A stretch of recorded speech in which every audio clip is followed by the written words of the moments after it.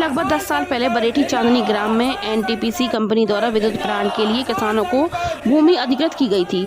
NTPC company द्वारा किसानों के साथ किए गए पूरे वादे न पूरे करने पर लेकर किसानों ने कलेक्टर छतरपुर से एक आवेदन देकर न्याय की गुहार लगाई है।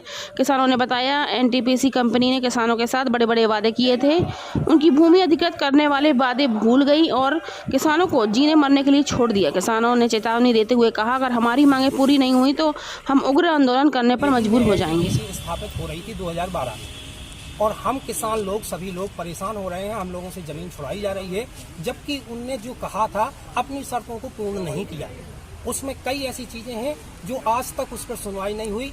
वृद्धावस्था पेंशन के लिए आज तक सुनवाई नहीं, स्वास्थ्य केंद्र नहीं खोला गया, किसानों के लिए जो रजिस्ट्री हुई थी किसानों की दूसरी जगह पर उसके आज तक पैसे नहीं दिए गए, और शिक्षा व्यवस्था आज तक लागू नहीं की गई, और ना ही स्वास्थ्य केंद्र खोला गया इस प्रकार, और ना वृक्षारोपण किया गया।